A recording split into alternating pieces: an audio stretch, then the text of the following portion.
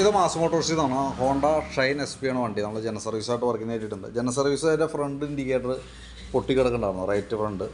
പിന്നെ അതേപോലെ engine oil check ചെയ്തിട്ട് മാറ്റാം, വാട്ടർ സർവീസ് ചെയ്യുക. അത്രയും കേസാണ് മെയിനായിട്ട് പറഞ്ഞേക്കണം വർക്ക്. അപ്പോൾ നമ്മൾ വണ്ടി ഓടിച്ചു നോക്കി വർക്കിന് കയറ്റി അതിൻ്റെ ബാക്ക് ബ്രേക്കിൻ്റെ ഭാഗം തുടങ്ങി നമ്മൾ ചെക്ക് ചെയ്യാൻ വേണ്ടിയിട്ട് അയച്ചിട്ടുണ്ട്. ബ്രേക്ക് ലൈനർ കമ്പനി ലൈനർ കിടക്കണേ, അത്യാവശ്യം ഉപയോഗിക്കാനൊക്കെ ഉണ്ട്. നമുക്ക് ബ്രേക്ക് ക്യാമൊക്കെ ഒന്ന് അയച്ച് ഗ്രീസ് ചെയ്ത് നമുക്ക് റീസെറ്റ് ചെയ്യാം.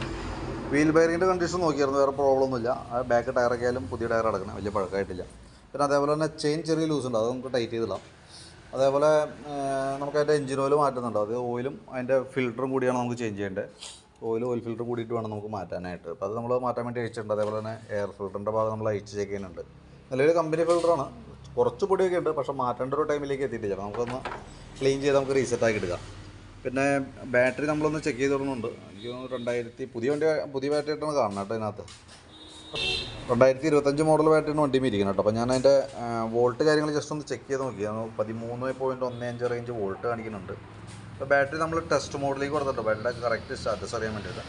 അല്ലെങ്കിൽ 9.55 ആണ് അതിൻ്റെ തന്നെ. അപ്പോൾ നല്ലൊരു വേറെ പ്രോബ്ലം ഒന്നുമില്ല. അപ്പോൾ കോൺടാക്റ്റ് ഒന്ന് ടെർമിനലൊക്കെ ഒന്ന് ക്ലീൻ ചെയ്ത് നമുക്ക് റീസെറ്റ് ചെയ്യാം. അതേപോലെ തന്നെ ഓയിൽ ഫിൽറ്റർ നമ്മൾ ചേഞ്ച് ചെയ്യുന്നുണ്ട്. സ്പാർക്ക് പ്ലഗ് നമ്മളൊന്ന് അയച്ച് ക്ലീൻ ചെയ്ത് റീസെറ്റ് ആകുന്നുണ്ട്. അതൊക്കെ പ്ലഗ് എയർ ഫിൽറ്ററും കൂടി ഒരുമിച്ചാണ് മാറ്റേണ്ടത്. നമുക്ക് നെക്സ്റ്റ് ടൈം അടുത്ത സർവീസിൽ നമുക്ക് നോക്കാം. കൂടുതൽ പൊടി കാര്യങ്ങളുണ്ടെങ്കിൽ അടുത്ത സർവീസിൽ നമുക്ക് മാറ്റിയിടാം. ശരിക്കും ഇത് കിലോമീറ്റർ ബേസിലാണ് അത് മാറ്റേണ്ടത്. ഓരോ 10,000 കിലോമീറ്റർ കൂടുമ്പോഴാണ് മാറ്റേണ്ടത്.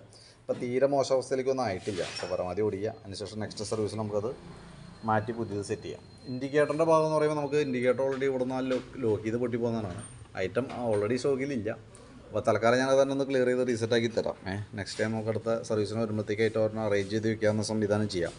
ഇതേപോലെ തന്നെ അപ്പുറത്തെ സൈഡ് പൊട്ടിയിരിക്കണം, പക്ഷേ ചാടി വന്നല്ലാന്നുള്ളൂ, ഓൾറെഡി പൊട്ടിയിരിക്കുന്നുണ്ട്. ഞാൻ കണ്ടായിരുന്നു നിലവിൽ. അപ്പോൾ ഐറ്റം അറേഞ്ച് ചെയ്ത് വെക്കാൻ തരുള്ളൂ കേട്ടോ.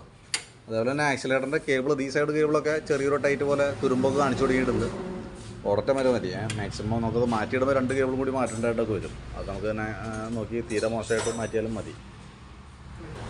പിന്നെ നമുക്ക് അതിൻ്റെ ലെഫ്റ്റ് സൈഡ് ആ ക്ലച്ചിൻ്റെ കേബിൾ ചെറിയൊരു ടൈറ്റ് കാണിക്കുന്നുണ്ട്. അപ്പോൾ ഐറ്റം നമ്മുടെ ഓൾറെഡി സ്റ്റോക്ക് ഉണ്ടോ എന്ന് നോക്കട്ടെ. അത് ഈ ഷൈൻ SP മോഡലായതുകൊണ്ട് ഐറ്റം സ്റ്റോക്കിൽ ഉണ്ടെങ്കിൽ ഞാനത് മാറ്റിയിട്ടേക്കാം. അതല്ലെങ്കിൽ അതും അടുത്ത സർവീസിലേക്ക് നമുക്ക് സെറ്റാക്കി വയ്ക്കാം. പിന്നെ ഫ്രണ്ടിലത്തെ വീൽ ബെയറിങ്ങിൻ്റെ ഭാഗം നമ്മൾ ചെക്ക് ചെയ്ത് ഫ്രണ്ട് ടയറിൻ്റെ കണ്ടീഷൻ നോക്കിയൊക്കെ ഓക്കെയാണ്, വേറെ പ്രോബ്ലം ഇല്ല. ഫ്രണ്ട് ബ്രേക്ക് പാഡ് സെറ്റായാലും നമ്മളൊന്ന് ക്ലീൻ ചെയ്യാനൊക്കെ ആയിട്ട് അയച്ചാണ്. പാഡൊക്കെ നമുക്ക് അത്യാവശ്യം ഉപയോഗിക്കാനൊക്കെ ഉണ്ട്, കുഴപ്പമൊന്നുമില്ല. ബ്രാക്കറ്റ് ഒന്ന് അയച്ച് ഗ്രീസ് ചെയ്ത് റീസെറ്റ് ആകുന്നുണ്ട്. പിന്നെ ടയർ പ്രഷർ കാര്യങ്ങൾ നമ്മൾ ചെക്ക് ചെയ്യുന്നുണ്ട്. ഇൻഡിക്കേറ്റർ, ഹോൺ സ്വിച്ച്, മീറ്ററിൻ്റെ കണ്ടീഷൻ, ഫ്യൂൽ മീറ്ററിൻ്റെ വർക്കിങ്, അതേപോലെ മീറ്ററിൻ്റെ എല്ലാ കേബിൾ ലൈറ്റ് ഐറ്റംസും അതെല്ലാം ഡീറ്റെയിൽ ആയിട്ട് നമ്മൾ ചെക്ക് ചെയ്ത് വിടുന്നുണ്ട് കേട്ടോ. അപ്പോൾ ഞാൻ അതിൻ്റെ ഡീറ്റെയിൽസ് ഒന്ന് വാട്സാപ്പിലേക്ക് സെൻഡ് ചെയ്ത് തരാം. വർക്ക് ഇപ്പോൾ ചെയ്തുകൊണ്ടിരിക്കുകയാണ്. ഏകദേശം നമുക്കൊരു 6:30-7 മണിക്ക് ആവട്ടോ കംപ്ലീറ്റ് ആയിട്ട് ഇറങ്ങുമ്പോഴത്തേക്കും. വർക്ക് കംപ്ലീറ്റ് ആയി കഴിയുമ്പോൾ ഞാൻ കോൺടാക്ട് ചെയ്തോളാം. ഓക്കെ.